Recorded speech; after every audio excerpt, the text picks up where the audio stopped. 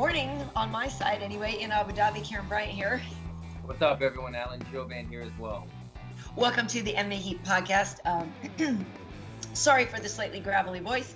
Like I said, it is a little bit early here, and day and a half after the fights. So we will talk all about UFC 253. But in general, Alan, how's your training camp going? Yeah, everything's going well. Going back to training tomorrow morning, getting it in. Watch the fights. It's different times over. Yeah, watch the fights last night here. It's nighttime here, daytime there for Karyn. For those of you that are watching. So, but yeah, crazy fights. I was dead wrong. I don't know if you guys know, but I picked wrong on both the co-main and the main. Karyn proudly let me know that she picked correct on both of the fights. So, yeah, I don't think I want to pick anymore, but they were fun fights to watch nonetheless. Yeah, they were fun. And the thing is I will say this. I didn't have any, like, insider info because, honestly, a lot of the time we do, right? Like, a lot of time it's like, well, I know that dude's knee is hurt or, right, something like that, which would maybe color my prediction. There was nothing like that with this. It was just being here this week. I guess going into these two, I was more confident in Israel winning than I was in Blachowicz winning, kind of, until this week.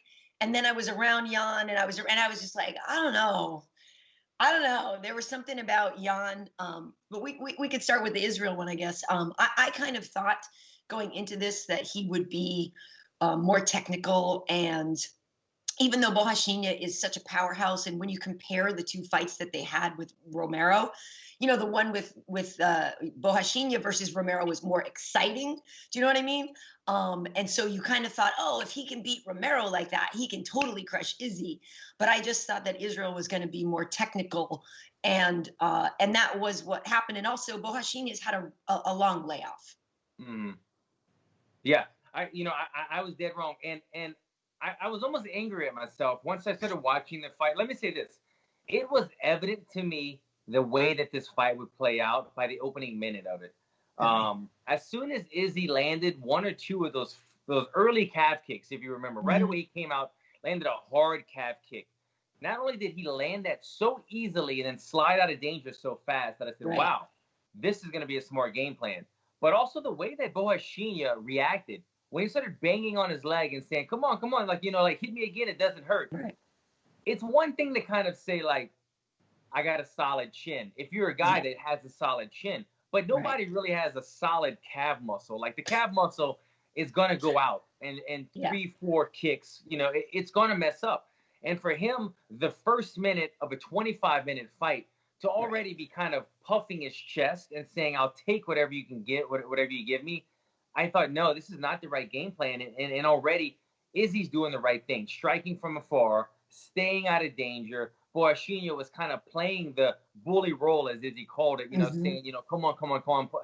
And I knew right away, I was like, well, my pick's going downhill. I guess I'm just going to enjoy the fight now, but I don't think I'm going to win this one. And it just got worse and worse after that first minute of the round. Yeah, I was at I went to the weigh-ins and stuff, and everybody's seen that, obviously, of Israel getting the white belt. Borrachinha gives in the belt and all this stuff, and they have this whole scuffle, and all during the week, and then also over at the presser. And if people want to see it, I shot some behind-the-scenes stuff at the presser too. They were going on and on and on about that, and Borrachinha kept talking about the ground game and all this stuff, and how Israel is a white belt, and he was going to this, that, and the other thing, ground game. And so I don't know if that really was part of his plan to try to get him to the ground or what. But he wasn't really successful with that. But he just kept calling him, the skinny boy and this and that, and you do kind of think conventional wisdom says that the big muscular guy can't go long in a fight anyway. That's not always true. But so I kind of thought if the fight goes long, the longer it goes, the more it's going to benefit Israel anyway. And maybe it'll be the type of fight that takes a few rounds to go. So to be honest, I was surprised he finished it that quickly. But then when you look back, Israel actually finished Whitaker in the second round as well, which I didn't really remember. And then I was like, oh, wow. Like I thought it took him longer to do that. And so I don't know what it is why people discredit Israel. Like, didn't you see the Gastelum fight? And like, didn't you see?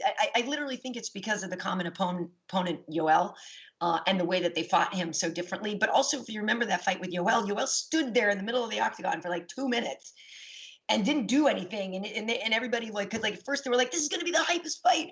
And then DC and John, and they're like, well, this is the weirdest fight. And so like, it was a totally different kind of fight. But I'm not sure why people underestimated Israel. Maybe it's just because of that and what a powerhouse Borrachinha is. But like I said, he only fought once last year, and he only fought once the year before. And you can't build momentum like that. And you can't, I don't care who you are, like to roll out of bed a year later and roll into a title fight. Like what? Like, I don't think that's good. Like you don't have any momentum. In Israel, at least his fight was only a few months ago. And, actually I was talking to Paulo's coach after Eric Aldana. You guys have seen him. He's the guy with the glasses and stuff. He works with Cejudo and stuff too.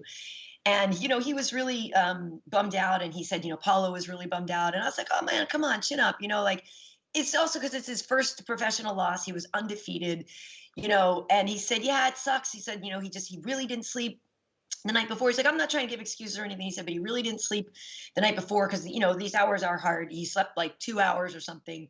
And I guess he was saying in general, he's not a guy that gets a lot of sleep or something, and he doesn't let his body rebuild and recover. And Eric was, just sort of saying in general that there are some things that he really needs to take some hard assessments about in the camp, because he knows that they made some mistakes in camp. And he's like, we need to really do a lot of changes. That's interesting. Interesting that you brought that up, that they said that they made some mistakes in camp, especially considering that, first of all, Borrachinha said that this was a very long camp. I think he said it was about a 4-month camp because they were kind of waiting on stuff, and he was training very, very hard. So this took me going into the fight. It took me as a camp that was one of these grueling ones, and those could go either way. Sometimes you can get burnt out on them, which I don't like these long camps, but sometimes you find how to pinpoint everything and you make everything perfect and you leave no stone unturned. And that's the beauty of a long camp, but it can go either way. And so he showed such confidence going into this fight. And every time you spoke to him and his coaches and the way that he looked in training, granted, you're seeing embedded clips of 30 seconds of hitting pads. They're showing the good stuff. But I fell for it. I said, you know what? This guy looks like a killer. He's done everything right. He's so supremely confident. He's got all these coaches around him. And they said he had a 4-month camp, left no stone unturned. That is part of the reason why I thought he would do a lot better in this fight, which I got to be honest. I mean, he did. I think, I don't want to kick a guy when he's down, but most people thought he would do a lot better. And I think he let a lot of people down in terms of how competitive this fight was. But the other thing that led me to believe that it might be a little bit better is from the Kelvin Gastelum fight. Both people fought Kelvin Gastelum. Izzy obviously had the fight of the year, tremendous fight. But because of that fight, Kelvin Gastelum, kind of an undersized middleweight, moves very fast, but an undersized guy. He was able to hit Izzy so much. He was able to land on the Adesanya so much. Adesanya, remember, he won that fight, tremendous fight, but busted up. And so in my mind, I was thinking, well, if somebody like Gastelum could get in and land that much on Izzy, somebody like Borrachinha, who's not scared to get hit, will certainly find the entrance and land and do a lot of damage. So that was my methodology on picking Borrachinha. But you saw in the fight that Izzy kept him off guard. Every time he got close, Izzy changed angles. He threw a kick. He feinted. He did everything perfect. Joe Rogan, one of them said this was, or no, it might have been Stephen Wonderboy Thompson. This was a master clinic on how to strike. And it really was. It was beautiful. I found myself after a minute going, okay, I got my pick wrong. Let me admire the handiwork right now about Adesanya, because you fight a destroyer, a forward-moving, powerful person, exactly the way that Izzy did it. You move, you cut, you change angles, you keep him. Every time that Paulo Costa tried to get close to him, he couldn't catch him. He couldn't even get a hand on him, much less hurt him or tangle him up. I think he only clinched him one time in the fight that I can really remember, and it didn't last long. So he fought him beautifully, but it shows that maybe in this one, the long camp didn't play out. But I'd be curious to know what things happened to go wrong. Like you said, that his coach said, what happened to go wrong in the camp that they need to go and reassess as well?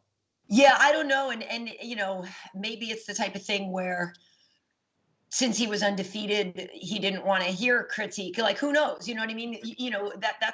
Remember when Weidman finally lost, and he was like, well, now it gave me a chance to reassess things, because there were things that I knew were necessarily not great, but since I kept winning, we didn't address them. And so maybe it's that kind of thing where there's things that maybe all along Eric has known, but thought, we're getting away with it. We're winning. Don't worry about that. And who knows how hard-headed Borrachinha. I don't know, how coachable he is or whatever. During the week, he seemed really cool, and his energy was, good and everything. I'm not saying I saw anything to give me any reason that he wasn't prepared or anything like that. It's not that at all. And honestly, I was surprised that Israel made it look as easy as he did. And I say that only because, not that I don't believe in Israel's skill set, but like you said, I thought Borrachinha was going to come with more. I thought he was going to be bringing more. But Israel had 3 other teammates from City Kickboxing on the card. And so they have I know every gym is like, we're a family, but it's like, you see those guys together and you're like, wow, no, they're bonded together. And, like New Zealand had some very strict lockdown rules for COVID and everything. So they basically, I guess, couldn't leave home. And the guys were like, well, I guess that means we need to make the gym home. And they literally lived in the gym for, I forget how many weeks and stuff like that. And then there's all these quarantine protocols. So when they go home, they left on Sunday right after the fight. They still have to go back and then sit in a hotel for 2 weeks before they can even then go home again. And I think they might have had to do a 2-week thing before to leave, like some insane amount of work to try to get to this fight. And so that also made me think, like, there's no way Israel's half-ass in this camp. Like, if you have to go through all of that crap, like, this is going to be the best, perfect, most, like, you're going to try to do everything right if you're making a commitment like that. So I was very impressed with them. I think they went 2-2. Kai Kara-France lost his fight to Brandon Royval, but they got fight of the night. And Shane Young lost to Ludovic Klein, who came in overweight and knocked him out, which was also not good, not cool. But I think Brad Riddell won, if I'm not mistaken. I was working on some stuff. Yeah, so I think they went 2-2. But you see Israel as a real leader of that team, and they are confident, and all week long, like he was vibing. He had just says an easy vibe, easy, cool. It didn't seem fake. His confidence just seemed very real to me. First of all, let me say, I saw the post-fight celebration when Izzy walked out of the octagon to the back, and he said, hold on, let me go talk to the boys. And he ran in there, and he kicked open the door and threw that chair, and they also did dancing. I love that moment. You could see the camaraderie, the teamship, the family atmosphere amongst his team. Sometimes you go places, and the UFC will ask me, how about this guy? Because he's a teammate of mine. But, maybe he's in a weight class. He's in a different weight class. I don't even train with this guy because we're sectioned off in weights. Or maybe we just don't even vibe, even though we're at the same gym. But you can see that these guys are very close to one another. They train, and I can totally see them quarantining 2 weeks in the gym by the way that, even though some of them had lost before the fight, before Izzy's fight, they celebrated Izzy's victory together, even though they were down and out. And so I love that moment from Israel going and sharing that with his teammates and his coach. 2 things I want to get into before we move on, and we might have other stuff, but 2 things that were on the line. First off, Borrachinha, Paulo Costa, undefeated fighter going into this, the biggest fight, biggest opportunity of his life. Yeah. Loses the chance to become the middleweight champion of the world, Fight Island. Not only does he lose this opportunity, but it's his first loss. So you always remember, trust me, you always remember your first loss. Yeah. And to have it done in that fashion, to get finished, to get KO'd on the ground, nonetheless, by the white belt, to have him mock you and kind of doggy style you. Oh, yeah. No, I know. Yeah. To not land a single shot when you said, I will walk forward and dominate this guy. For all that to take place, for your peers, John Jones and other people to say, bro, you suck, get out of here. I'm not saying that. I'm saying other fighters like John Jones were giving him a hard time.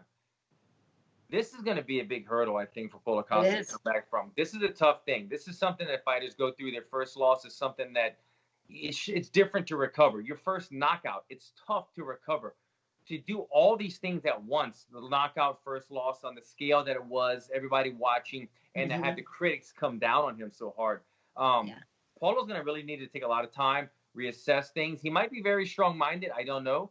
But he's going to have to be. He's going to really have to assess things and just say, I'm in here. I got to learn. I got to get better. But I'll be interested to see. Part of his mystique was his confidence, that he was the biggest, baddest, strongest man in the gym. His coaches said all the time, we have to bring in sparring partners because he beats the crap out of them. Right. People don't want to come back. When his sparring partners or people in general have seen this now, it changes things. This guy is now human. This guy is not invincible, and it's going to change the way that people come at him. So I'll be very interested to see his recovery in his next fight and how he moves on forward throughout his career after this loss.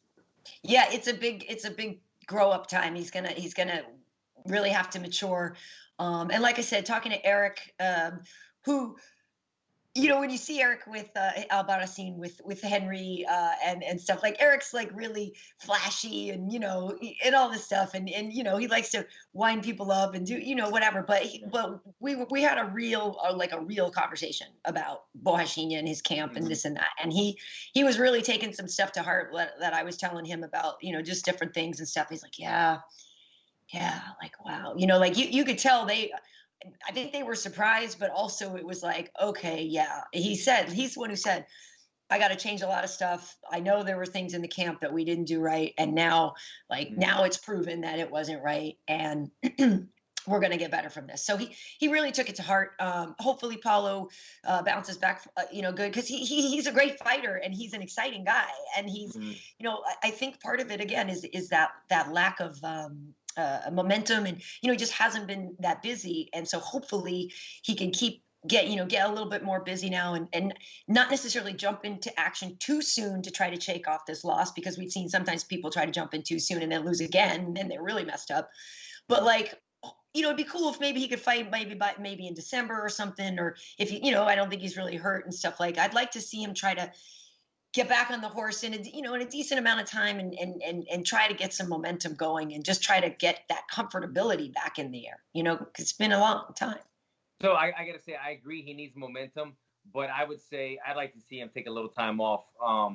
Just with everything that happened, getting the KO or the TKO, but the loss, let him take some time, reassess some things. But then once he gets back on the horse, get that momentum back. But you know, it's up to him. It'll be interesting to see how he deals with this, because it's you know, your first knockout, your first loss, all those things combined, losing the title, and the fashion that it happened.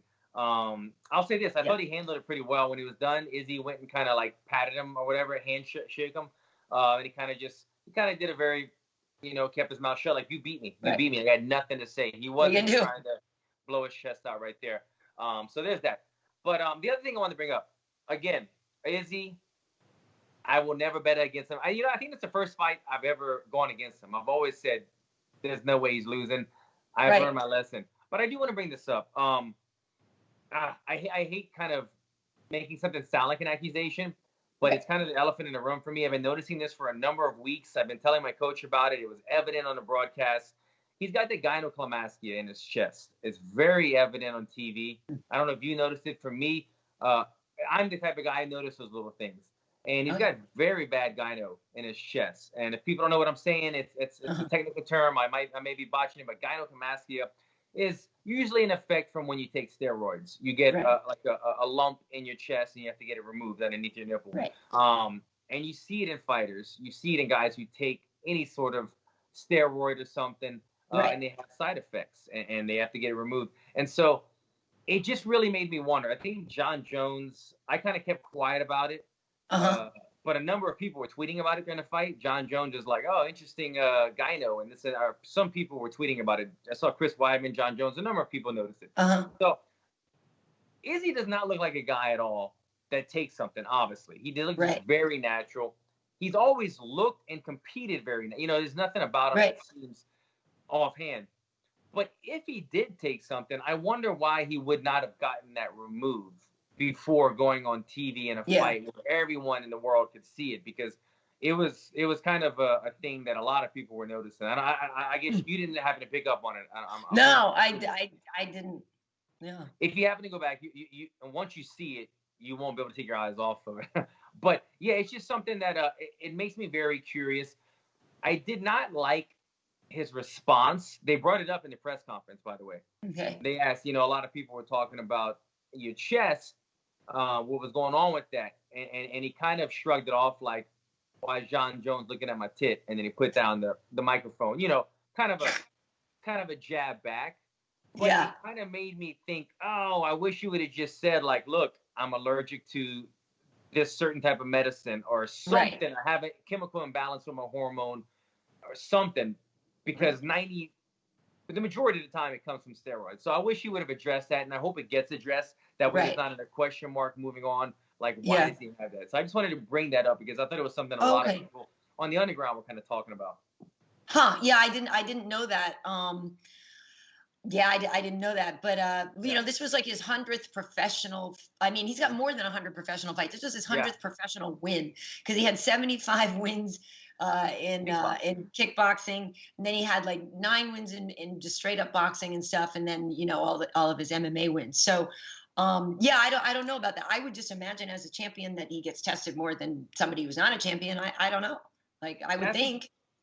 When I see guys and I assume something, I go, but they would have gotten popped, because I know they came to the restaurant and got me the other day. They've been to the podcast, and we've done a podcast. Exactly, right. If you're the champion, you're getting tested once a week. And so it blows my mind that anybody would be able to get away with it or something. I mean, there's ways to get away with stuff, but it blows my mind that they wouldn't get caught. But yeah, it's kind of like, like when you see that, a lot of times it's a telltale sign. And I don't want to say that for him. I just hope, because I really like Izzy, and I trust him. He's got a good energy about him. Oh yeah. And he doesn't, you know what I mean? I'm hoping he was just being sly on the microphone and being like, whatever, don't look at my chest. But I hope he comes out later on and goes, look, I'm certain things, whatever, it's something I got to get fixed. But I just hope he clears that up, because it's going to build and build if it stays there, or people see it, or they question mark it from now on. Cool. Yeah, no, I didn't know that, but I do know, before we move on to the co-main, that he did say he would want Jared Cannonier next if Jared beats Whitaker. Whitaker and Jared are fighting here on the Khabib card in a month, and so that's what he said. He said, I think if Jared is kind of the dark horse of the division, and if he beats Whitaker, that's who he said he would want to fight next. So that'd be interesting. Jared's dope. That would be a phenomenal fight.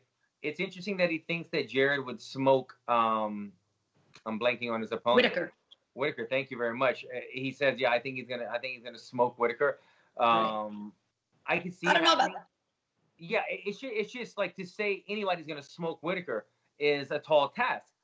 Jared Cannonier is somebody who, day one, it's like, this guy's unbelievable speed, unbelievable power. I like him too. I'm a big fan of Jared Cannonier. I could see him beating him. I wouldn't put my money down on it, though, that he will definitely smoke him. But it'll be interesting to see. And, if you're Jared Cannonier, you can't be mad at that, right? I mean, you get the champion saying, look, he's got confidence in you that you'll do this, you'll get the job done, and then you have a title shot lined up. So the ball is in his court right now. It's in his hands. He just has to take care of business. Yeah, no, for sure. That'll be interesting. I'm just such a huge. I think Cannonier is great too, but I'm such a huge Whitaker fan that I'm surprised that anybody can think they can smoke him. But maybe, like I said, it's because Israel beat him within 2 rounds, so maybe he thinks, Jared could do it too. But in the co-main event, as you mentioned, I did pick both of these fights correctly. I paid you already, Karyn. Enough. Jan Blachowicz is the champion now. He is Polish. He is the first Polish champion for the men. Obviously, Joanna Jędrzejczyk is the first woman, and he is so funny. He calls her like the queen. Like, it's really cool talk. He, first and foremost, let me just say, he is the nicest guy. Like, he is the nicest guy. And I grabbed a picture with him backstage, and I posted it, and people were like, oh my God, what a breath of fresh air. Like, he's so likable, and like, you can't, like, he's like, he is. And that's not to say that John isn't or DC wasn't, but like, this is just a totally different kind of guy as the champion now. And it is kind of a breath of fresh air or whatever. Anyway, I was talking to him backstage, and then also I went to the pool, the next day, because we were all like wide awake and stuff. So I was at the pool with Angela and Sajara and stuff. And it was so funny because Jan came in with his team, and everyone's like, champ, hey champ, and stuff like this. And like, at first he didn't, he doesn't like know that he's champ. Like, he doesn't respond. And then all these, yeah, right. right. And he's like, oh, the champ. And, you know, and it was so freaking cute. And so he comes over and he's like sitting there and, you know, all his guys are so fired up and they're all buying drinks and stuff. And I was just sitting there by the pool talking to him for a while. And he's just so happy and so pleased. I'm like, he's like, I'm going to wake up tomorrow and I'm oh my God, I'm the champ. Like, you know, like his whole world is exploding. It's so freaking cool. And he's just like, I don't know. I just really like this guy. He was talking about his legendary Polish power.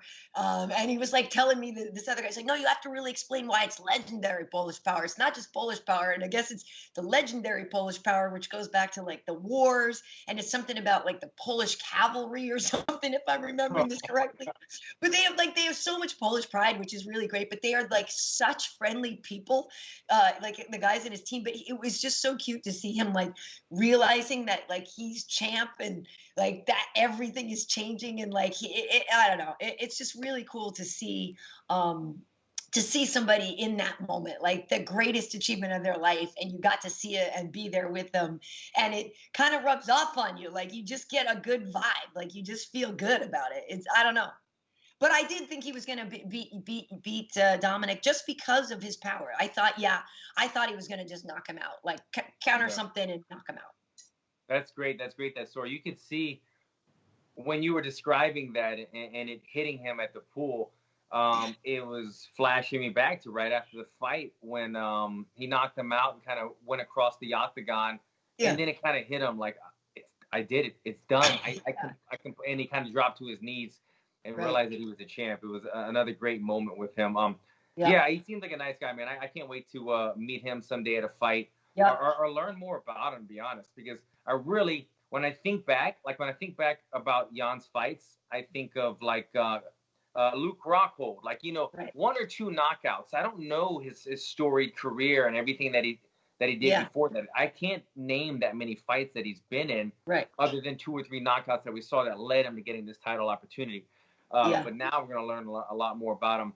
You know, when the fight started, Reyes, in my eyes, seemed to be a little bit faster, and to be a little more fluent with the kicks. It seemed like Reyes was landing that inside kick, if you remember, on Jan, and then Jan was trying to counter back with the low kicks, but his low kicks weren't so strong. And I remember even tweeting saying, like, Reyes seems to be a better kicker. And the funny thing is, right around when I pressed send, Jan starts walking forward with the right hand, left kick to the body, which all of a sudden became this new opening. And we saw the tattooed imprint on Reyes's lip. Big time, yeah. I mean, to have that type of redness and swelling, and every time he would hit that exact same spot, it was kind of fascinating. But it showed me that one new thing I'm learning about the champ. As I just said, I want to know more about him. His inside low kicks, not as strong. His outside left kick, very strong and very good. And even when your opponent is circling away from the power, he's still very good at following them with it and landing it on target. So it's something that if you're a future opponent, they're probably looking at that right now. But he's just so, as you said, so dangerous. He has that power in both hands. He can finish you at any moment. And it's some of these scrambles that guys sometimes look to reset when he's able to generate full power in a scramble type motion and put your lights out. Great knockout, great fight. I will say, this isn't up for argument, but I will say, I thought it was stopped a bit early. I know Dominick's nose was rearranged, but the guy got hit. He went to the ground. He covered up, and, like, he wasn't out at all. And the ref just jumped in, and I was like, I mean, let the man go out on the shield. This is the biggest fight of his life. Let him take some more punches, try to scramble to his feet. Like, at that point, I would have just let the fight play out and see what really would have happened. I thought it was early. But again, Dominick wasn't arguing. His nose was crooked on his face, and there was no type of nothing happened after. So I'm okay with it. But in those type of moments, I think the referee jumped the gun a little bit. As soon as he went down, the referee was kind of stepping in to break it up. But big punch, rearranged his face, and he was there to capitalize on it and finish the deal. And congrats to him, man. I'm happy. It's kind of refreshing. Not refreshing because John was the man. But refreshing to see some new blood in there, you know, that wears the crown now. Right. Yeah, no, that's what I feel, too. It's not about not liking John or DC. It's just like, this is the first time we've had a new champion in 9.5 years in that division. Yeah, right. Like, cool. It's just cool. And then, of course, he saw that John, of course, being such a G, then puts the thing. He's like, "Y'all mind if I just come back and like snatch my belt back real fast or something like that?" So I don't know if he really would come back to fight Jan, but because. It seems like John is really kind of making that move more towards heavyweight and, bulking up and getting bigger and stuff. But yeah, Jan, he even said after, he's like, yeah, no, I knew, I can't do his accent, but he's like, I knew basically when I broke his nose, and that was kind of going to be the beginning of the end there, for him and stuff. So he definitely knew that.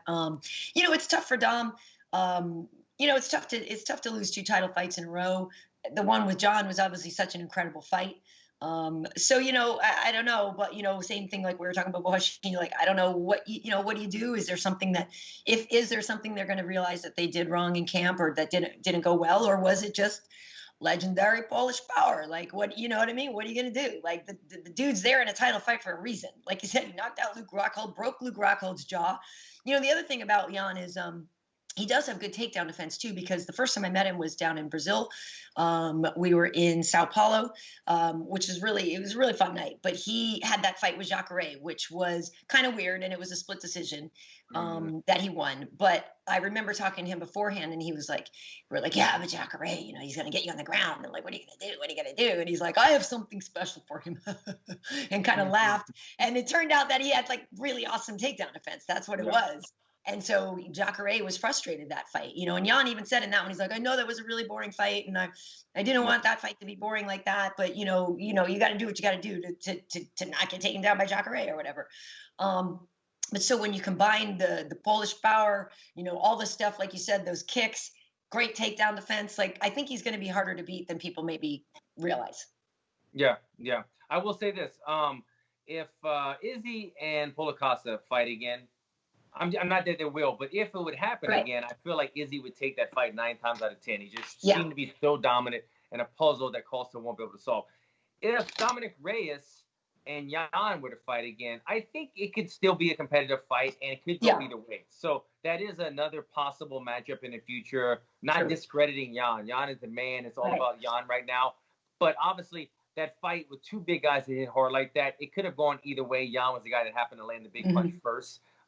But he also did steal the momentum. I thought, like I said, Dominick Reyes started the fight strong, but as soon as he started landing that body kick, we started seeing a change in momentum. All of a sudden, we started recognizing, wow, he's coming forward with that big right hand. He's landing that left kick to the body, and he's putting damaging marks on Reyes. And that's when I felt like he stole the momentum and was able to steal the show at that point. But yeah, again, if they fought again, I feel like that one could go either way.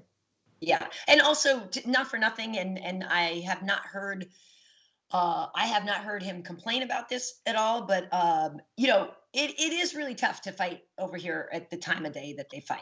Yeah. So I got out of work at like 10 in the morning, like, you know what I mean? The pay-per-view started at like 7 or 8 in the morning for us or something like that. Like, so, that's a lot. That's a big ask, so I do think when people commit to taking a fight over here, they really have to understand their body clock and how they're going to have to make like major adjustments and stuff like that. And so I don't know if that has anything to do with it. Like I said, I haven't heard him say anything about that, but I do know that it is very challenging for people to come over here and be able to perform at that time. And so if they don't have a successful week of trying to switch their clock and get on this Abu Dhabi clock and stay up all night, a lot of people have been doing that, and they'll stay up all night.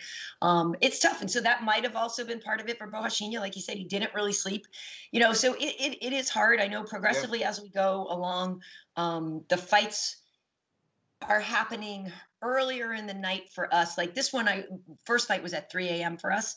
The last time I was on Fight Island, the first fight was at 1 a.m.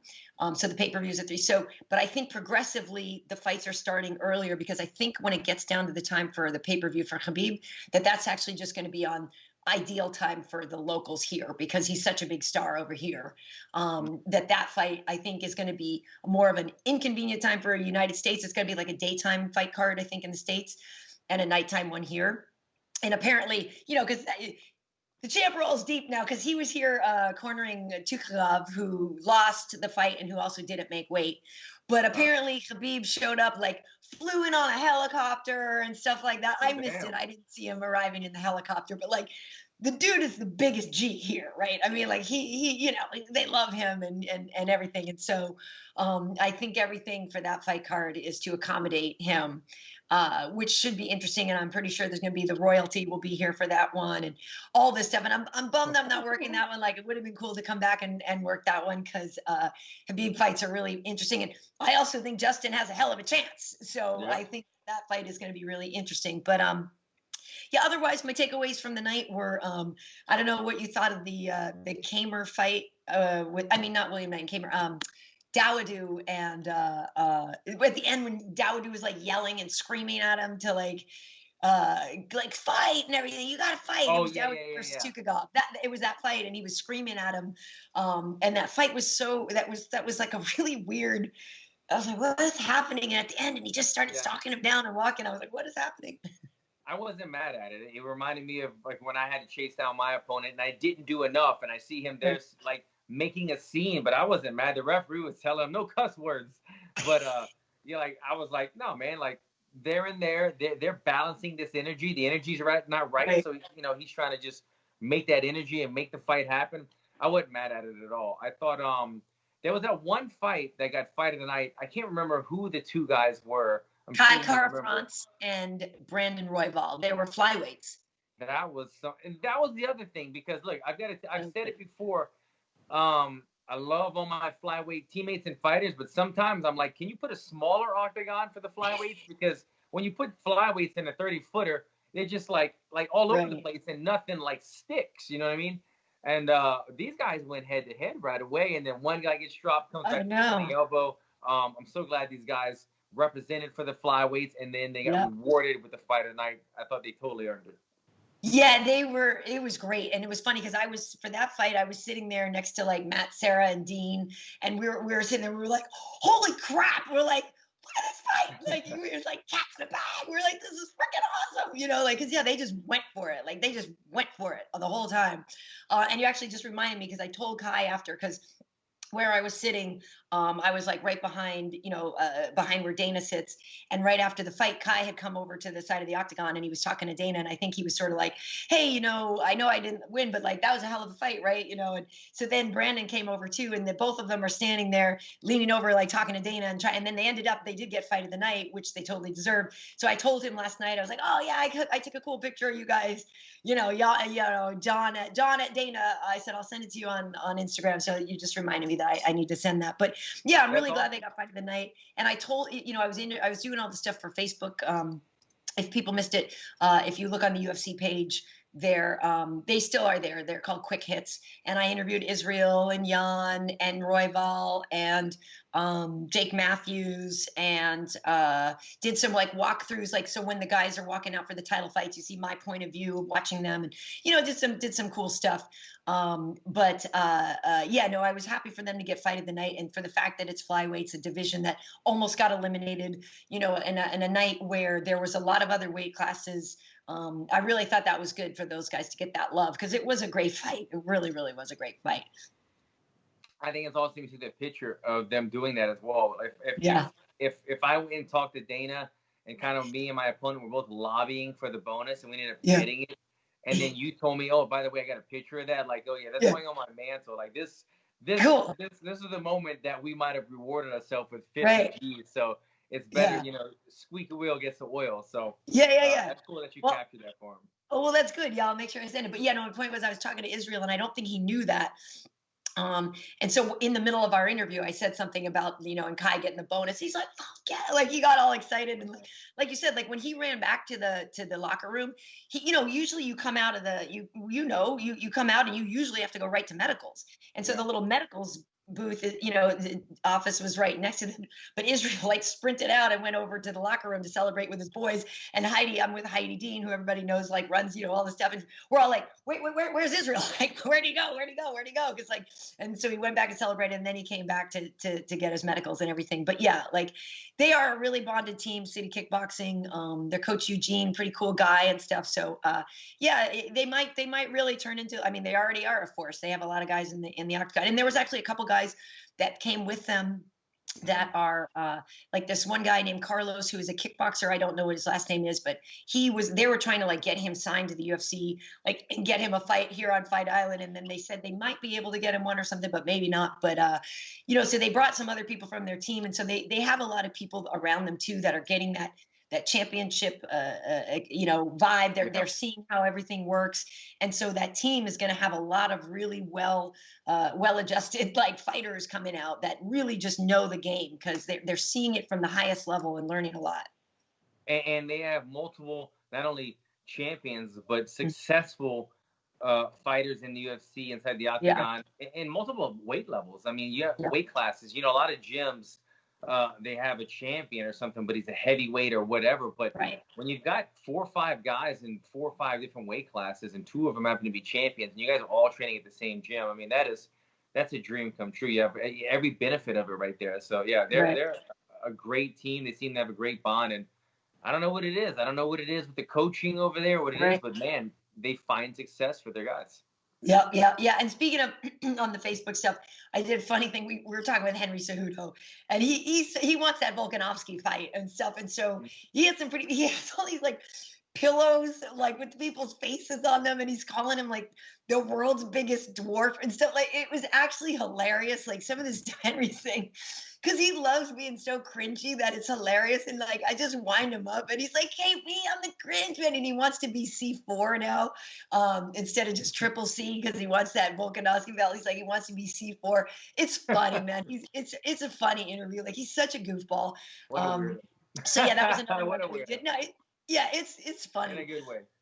So I had a good time, and so I'm here for 2 more weeks. This weekend, Holm is fighting Irene Aldana in the main event. So hopefully we get just a straight up boxing match from this, obviously, it is an interesting thing that, I forget who I was talking to, maybe it was even you. We were talking about how it's kind of strange that Holm, a former boxer, kind of got turned into a kicker at Jackson Wink. And maybe that's not really the greatest thing. Like, obviously the head kick knocked out Ronda, and that made her become the champion. But if I'm honest, like, I do think it's weird that she doesn't box as much with all that experience, and that she spends so much more time kicking now. So with a woman like Irene Aldana, who is a great boxer too, I'm really hoping that they both just like sit down on those punches and throw down, I mean, obviously I expect a lot of kicks in there too, but I would really like to see Holly just go back to her boxing more and really just like return to those roots, because I feel like there's been too much kicking, and that gives too much distance, and there's not enough engagement. Yeah, it'll be interesting to see, because if I remember correctly, her opponent's a very tall woman, right? Yes, she's 5'9", 5'9" or 5'10", yeah. Tall woman, long arms. So Holm will probably be at the disadvantage in the reach department. So will we see her box, or will we see her kind of try to use the kicking game? But yeah, I agree. I mean, she was a fantastic boxer, and then a very successful kickboxer, and then she's had tremendous success in MMA. But she's leaned more towards the kicking game in MMA rather than sticking with the boxing. And again, she's had success. Some of her biggest knockouts have been from the kicks. But I think the reason she doesn't punch as much, she changed her stance a little bit. Like, her stance is that southpaw blitz forward stance, but it's usually blitzing almost, in my eyes, almost off balance in order to set up the kick, the hit of the kick, rather than where like a boxer is always grounded and has her feet in front of him. So I feel like she kind of changed her blitzing, her range, her stance, and all that to be able to kick more. So we'll see if she makes an adjustment against this. But again, tall, rangy girl. I don't know. I don't know if she wants to stand there and try to box her in this one. Yeah, I know. And Aldana, her last win was a knockout. So she knocked out Ketlin Vieira, who beat Sajara on Saturday. But I mean, Irene, she's got knockout power. And you're right, she is tall, because Holly is I'm 5'8". I think Holly's 5'8" too, or she's basically about the same size. But I remember in Mexico City when I was there a couple of years ago, another fun trip. But I missed the world, if you can't tell. I'm like, remember when I went places? I mean, I know I'm over here now, but like, we used to travel for the fights all the time. It was really cool. But I remember in the hotel, she walked by, and I was like, damn. I was like, I want Rainey's body. Like, she's got like long legs, and she was like taller than me. And I was like, damn, baby girl. Like, I admired her figure. But yes. Yeah, I'm not mad at it, and I think she uses it well. So that'll be that'll be an interesting fight. So those girls will be, I think, just getting out of quarantine today or so, maybe today or tonight or something like that. So so today is kind of, I guess, sort of a day off-ish for a lot of the people here. So I may go down and get some breakfast now while you get ready for bed and approach my day. But yeah, no, it's been good, and the atmosphere over here has been good. You know, like I said, some things are a little different. We can't do as much. They still haven't been able to let, people haven't been golfing, and the bikes, you can ride bikes around the safe zone, but you can't ride them on the track. So I might do that later tonight. Yeah, it's actually, I feel like it's a little mellower here this time because the cars aren't running all the time and stuff like that. So it's a little bit more low key, but in terms of the fighters and things like that, I think it's a better oiled machine for them. So anybody who's listening, who's coming here to fight, it's going to go well for you. And I would imagine that, like, as the Khabib fight gets closer, it'll start kind of ramping up the energy and everything. Like you said, if the Royals are coming in town or whatnot, that'll be interesting. And if I remember correctly, the Khabib Dustin Poirier fight was a daytime card as well, right? Right. It was a little bit earlier so for it's everyone to available to watch. here. So, right. Yeah, I don't mind them too much, so. Yeah, no, it's good. It's good. So we have Holly Holm and Irene Aldana. Then the next one is Corey Sandhagen and Marlon Moraes. And then I go home.